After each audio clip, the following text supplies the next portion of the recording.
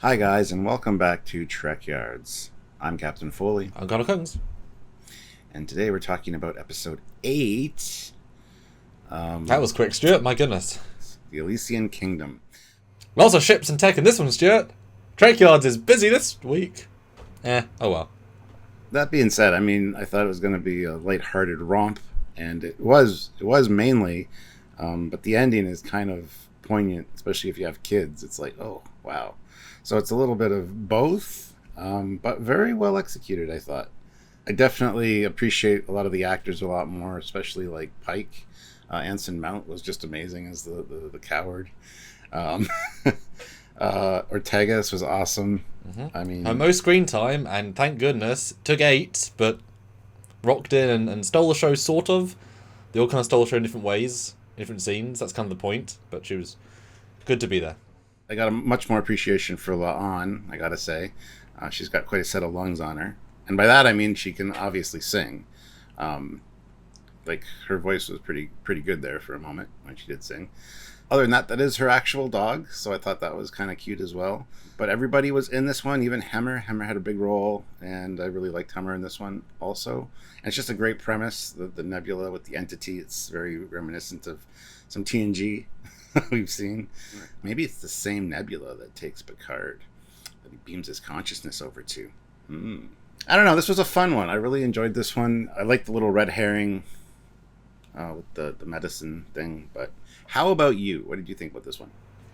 It's one of those ones that it's fun, but it won't actually stay in my consciousness much past tomorrow, because there's almost no Star Trek in it. It went full force on what it was trying to do. It succeeds, and then we will move on. You know, it's like the Robin Hood episode of TNG is a good example, but that's grounded by it being a Q entity. It's all about this deeper story, and I've always found the second half less interesting once it just goes full Robin Hood, because there's not as much depth.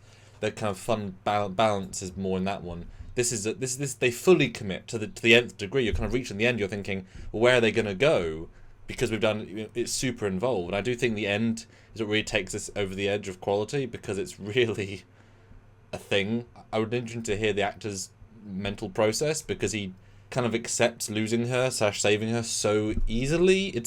I wonder what his directing was like, because I found I would have much harder time doing this, giving up my child to be an immortal space gas being and never sit. Well, wow, what a cluster F of a brain thing to end on. But it's lovely for what it is. It ends up that story in a very definitive way, but also the fact that it all wraps around the main story of him.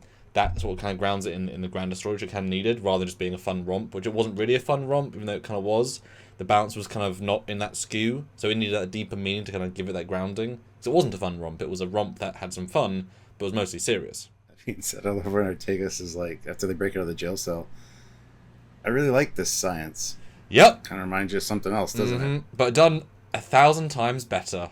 The ending was quite poignant, I gotta say. Because, yeah, on one hand, you'd be relieved that your daughter is fine, but you'd never really get a chance to see her. Like, do you go visit this nebula occasionally to hang out with her and, tell her, keep her up to date on things?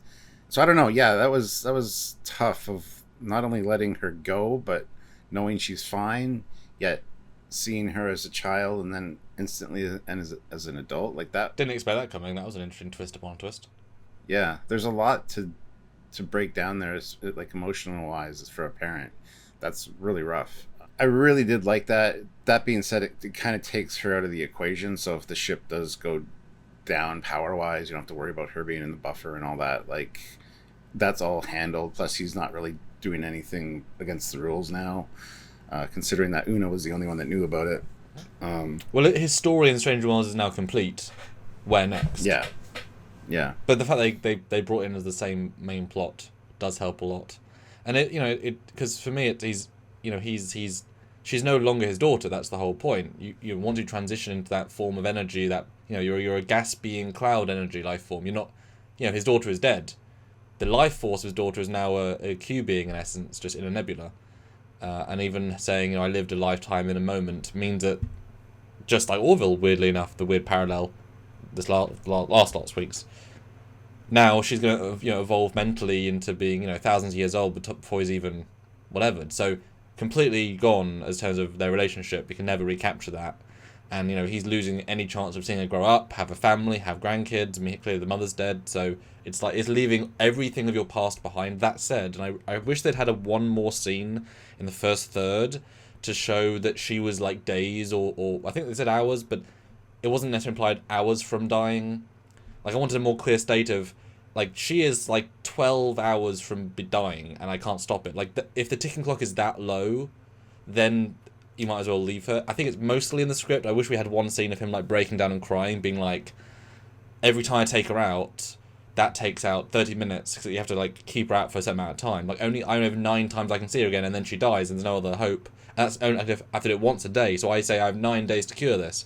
I wanted a bit more of that ticking clock vibe, so the giveaway felt more like, I mean, this is my one chance. I'll take it.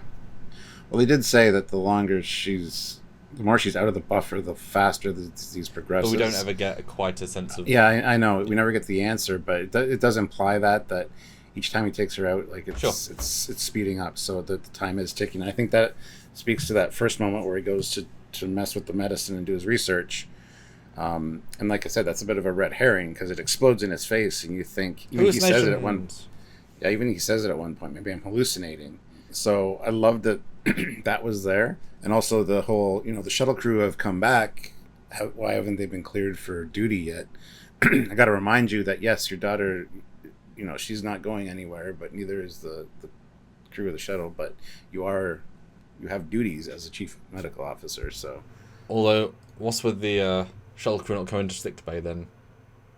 Isn't part of that job to come to sickbay?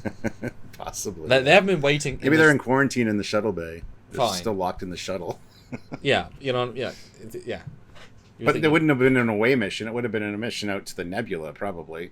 Like, we're not really clear what the shuttle crew were doing. So why would they be infected with anything necessarily? Slightly weird thing. Well, I'm kind of surprised how little Una was given. Kind of often the characters just get surprisingly little to give other characters surprisingly more. I was surprised how she's there is more. I'm here, look, with very little difference in personality, kind of because she's played that same sort of fun-loving, snarky Una from when she was dealing with La'an. So she didn't get kind of a different character. Everyone else kind of got a different vibe. She was kind of just Una with a bow and arrow. Yeah, I did love the subversion, though, like the fact that I kind of expected her to be the baddie. Sure, I think the trailers implied that as well. Yeah, she would have made a good bad guy, but then to have it be Uhura, like kind of as the Ice Queen kind of thing from Narnia, almost. That was like subversion of expectations a little bit. But that was like she was like the linchpin for figuring it out, though, because her and Sir whoever, Ortegas, never knew each other in the story. Sure. But here they knew each other quite well. So, yeah, that kind of led to the fact that, the daughter is the one behind everything that's going on. And so she did play an important role. It's just she seemed kind of a bit dim-witted as well, almost in a way. Just lack of screen time for me. But there's always only so much, and they want to give to other people a lot. So I it's just the balance isn't quite there, but that's okay. And I appreciate I did get the subtle, have we been dating before vibe from the hug. And I was like, haha, I was right. Subtlety that I got in the performance. I want to point one thing out, too. If you notice in the book, when you see Ortegas' character, it's actually a male. Yes, I noticed that. Yeah, so I don't know if a lot of people caught that. So, well, it would be. It'd be a bit contrived to have every single role in the book. Like, I think Spock's magician was also looked very different as well. I think, it'd be weird if they all looked like their book counterparts, so it kind of works that they're not, etc. Although, boy, Spock also given nothing at all this week. I mean, great, he didn't have to shave for a day, but again, there's so many characters. He was in it. But it would have been nice for him to do some sort of magic, because if that's the conceit about his character, he should have do, I was waiting for a magic trick. And also, I didn't get when they said, we must cross this bog to get to the land. I'm thinking, well, so how do their armies get around? Because they're not going to cross a bog that you can't cross to get to you, so how are they getting to you? It's not one way, otherwise it's the one way that works. Maybe it's just guarded by them. They have archers in the trees or something. That's why it's deadly. Yeah, my God, one thing I'll say about context is that I was a good 35 minutes in. It's a long episode, which I appreciate. It needed it. I didn't know what the hell was happening still. Because is it real? You know, you're expecting the Enterprise to just be a figment of the imagination. So when he starts using the consoles, it's like, well, is it really working? Is it not? We don't get I didn't get the sense if it was or wasn't reality. And obviously the corals are not forests, but they're treated like them, and everyone knows how to use the turbolifts. But there's a very, I mean, obviously the alien is just sort of forcing it to combine, but I don't necessarily think they set the rules up fully at the start. So I'm like left thinking I don't really understand the rules of this game until it doesn't matter anymore because we know what's happening. It's not really a negative per se, just I wish they'd be a bit more clear, you know. Like they had terms for everything. Like, shall we go through our magical horseless carriage box? Like, I wish they had a bit more of their own context because it's, you know. Yeah, they did kind of do that on the bridge with computer, check the systems. But she never spoke though. I think he means Oracle. She never spoke though. The Oracle.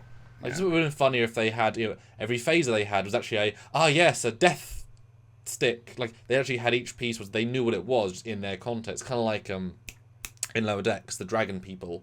I think that having that context would have added a layer rather than just what are the stakes here? I mean, this isn't a complaint, it's just what I would have personally changed if I was writing it. I really thought that, seeing the trailer for, like, the elements of this in the trailers, that this was going to tie into that Lower Decks episode with those people taking over the Enterprise and making the ship kind of like a magical realm kind of thing. I thought that would have been a tie-in, but... And I am also appreciative of the fact that people can stop complaining now about Hemmer's antenna not moving. They do move, but if you notice the ends are blackened, I think that might also speak to his disability of being blind. Maybe that's why they don't move as much as well. So, plus he's not an Andorian, he's an Enar, so there's that as well. So yeah, well, what does blind mean to their species? Maybe it's not just vision. Maybe it's the senses of the antenna. The antenna are a sensory input, so it could be that because they're blackened on the end, that's why they just don't move, because... there was probably a reason for it. And what do you think of finally getting a decent amount of Hemmer? I know he's been one of your liked characters. I thought it was good. I really enjoyed his character. The whole dragging him down the hallway. I'm the chief engineer, I'm not a wizard. These things just appeared on me. Was great. And the explanation also was perfect. You know, it tried to invade his consciousness, and he pushed it out. He said it felt like his brain was being pushed through his nose, and Ortegas is like, I did that to a man once. I laughed out loud at that. I love Pike's reaction, like... Yeah, I laughed out loud at that, but that was clever. No, I think Hemmer had a good time to shine in this one, but he's been sorely lacking from other episodes, so... I did like the one moment too where Spock's like, "There's no such realm," he's lying, and then all of a sudden it's like, "Abra cadabra," he beams them all to the cargo bay. I would have loved to see their reactions. Honestly, he had a lot more depth this week. He kind of got to go out of that, and even the simplicity of just, you know, he has a magic wand that gets him out of the jail, which I did think was quite funny. The visual of the transporting him as a jail, that was quite cute. The voice like, "Don't look, it'll blind you." Yep. What about you? I'm a wizard. No, there's some nice scripty things. Mbenga was an interesting choice to be the perspective character. He's so undecisive though that it's a lot of the episode just him not even being with it. Whereas, I mean, if it'd been anybody else, the entire cast is far more assertive. But he was an interesting choice because he's so just being walked through it, and he's not taking anything seriously. His reactions are always like, right. Well, it could be anywhere, you know. Like he's not taking it necessarily seriously. He knows the entire story back to front because he's read it so many times. That is true. So it's kind of like, and that's when it changes, when the characters that never met are actually, they know each other. That's pivotal, because at that point it's like, okay, we know it's not the daughter. We know that from here on he doesn't necessarily know what's going to happen. Although it does tie into the story in the way that Hemmer, the wizard, is the one that helps him find the stone. So, and it's exactly what happened. Hemmer was the one that helped him communicate with the nebula and solve the riddle of his daughter, essentially. So, it was very well crafted, I thought. Yeah. It's just missing. It's kind of like Sitting on the Edge of Forever for both of us. It's like it's an amazing story, but it is missing a lot of that Starfleet, Federation, sci-fi elements that we enjoy. This is almost entirely lacking. Doesn't make it anything less enjoyable, but it won't be on my top but it's definitely, I think, high up in there as a, gag of the week recreation, version, kind of like with but obviously those are more fun in the abstract. The the Herodian taking over the ship in Voyager, because it's a lot of World War II, but there's a lot more modern day stuff that kind of balances it out. It's obviously very committed to the bit. I think when we do our live, later today, please join us for that, by the way, 4 p.m. Eastern Standard Time. When we do that, I think my score will be quite high, because I really did enjoy this episode, and I enjoyed everybody's acting in it. But as far as, it'll be a fun guilty pleasure episode, I guess, even though it's not really a guilty pleasure, because this is going to be a fan favorite. Everybody's going to like this one and enjoy this one. I'd like to think so, because we've done this without any checking the internet, any idea of anyone else. This is just you and me talking, so this is very much our pure reactions. Yeah, I hope you'll enjoy it. Yeah, I think it's going to be a fan favorite. So I think it'll score high, but yeah, as far as, in 4 seasons from now, it'll be like, well, that's that fun one. It's like the holodeck episode. I've watched it once. Yeah, it's like Fistful of Data. It's good, and it's funny, and it's still some stakes involved. But really, when you're thinking of the best TNG episodes, Fistful of Data doesn't really pop into your head. But if you're going for a fun list of TNG episodes, that one pops into your head. Mm-hmm. That's what this is going to be, for sure. But I commend them, though, for, you can either half go to the bit, or it be a bait and switch of how much the episode is taken up with the fictional stuff. But they committed hard on this. It's very, very full on. Even so much as giving each character kind of a little bit, bringing the princess in for a bit, and then giving, everyone kind of like cycles in and out. So it kind of had a very slight pandemic-y feel in that respect, because it felt very much like we were just sort of going through, rotating through the characters, which actually worked really well. It's a story, it did. No, it was I'm sure everyone enjoyed playing not themselves. I mean, yeah, Ortega's was fantastic. Very much like Ortega's, but different. You can always tell the more medieval speech pattern, and I mean, Spock had that in droves. I watched another show where that was a similar thing, and it contrasts so strongly with anyone modern. That's just really fun to kind of, instantly change your acting, because you're speaking a very different cadence. Yeah, and I think that was another subversion of expectations. I think a lot of people expected this to be an Ortega's heavy episode, like this is her fantasy or something. Yeah, I certainly did, from all of the clues we got from the trailers. Yeah, never thought Venga would be the king. That was a twist. As well as seeing all of the costumes and stuff they had at Mission Chicago, because the King's costume wasn't there. Like it felt very much like it might have been an Ortega's based episode, and I heard a lot of people this past week going into it, we're going to learn a lot more about Ortegas. This is going to be the Ortegas episode, and it kind of was. Well, it was the actress's episode, nothing Ortega's at all, because she was Ortega's. Yeah. So yeah, that kind of turned a little bit, instantly my expectations on the episode. But I thought that it was well done, and good on them. So. And I do enjoy the Pike stuff, because the fact that he can play such effortless confidence and charm, and then change to such effortless smarm, but still in a charming way.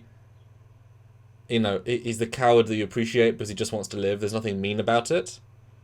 Very effective in that. Obviously, multiple say about his hair being so wonderful, and it was fun that he's Shatner would have a harder time doing such a role on TOS, out of ensemble piece. Going from being the lead to being 5th down on the call sheet, 6th down. And that's a fine thing. So the fact that he has so much balance that he's able to do that is a good thing, because he's in theory, he isn't really, but he's in theory the lead of the show. But to take such a small role in such a pathetic role, even though he's great, it's a good thing for him to be able to do. So good on him. I could actually see Shatner pulling off that role for sure. I don't know if his ego, I don't know if he'd want to do it, but I think if they'd make him more important, he'd be more in it if it was, you know what I mean, like him being as least important in the. I think he would switch sides, and then again switch sides to help them and save the day. But I think Shatner the reason they found a thing. Yeah, I think Shatner would have fun kind of playing that role and playing that kind of character. I think he'd enjoy it. But he'd want double the screen time at least. Maybe, yeah. That's the one bad thing, like no weapons, no tech, no ships. It was just kind of like, But that's okay. Yeah. Well, I guess we've talked about everything we need to talk about. So now it's your turn, guys. Comment down below what you thought about this episode and what you thought about what we said. And if you have any other takes on it that we haven't discussed, comment down below or join our live, like I said, later tonight. Please make sure you subscribe to the channel. Click that notification bell icon to ring every time that we have something going on. You got to get notified. And there's a join button as well, so you can join the channel. So you don't miss any of those lives, and you can take part in the discussion, because we love our regulars. We love the people that show up. And by all means, if you can help us out in that way, please do. But there are other ways to help us as well. Well, being here really is, seriously, really good. It's really, really good. But the super chats on the lives, the super thanks on the videos, on any video. If you want to go back to Stuart's viral video of 10 things about JJ, if you want to super thanks him like $1,000, I mean, hey, who's to say? That was a good video. That's a good video. Come on. Or join the channel. That's a monthly thing, kind of like Patreon, or do Patreon, because it is Patreon. Or YouTube, so PayPal at trekyards@hotmail.com, or shirts and etc. down below in the description. Always. But super chats are really great because we love that communication, as we said, and just bounce off the community, because we love you guys and we want to hear what you think and what you guys, deciphered, dissected, and thought of this episode. Let us know. So until next time, next story time, he is Commander Cocky. He's Captain Foley. And they all lived happily ever after. Bye, everybody.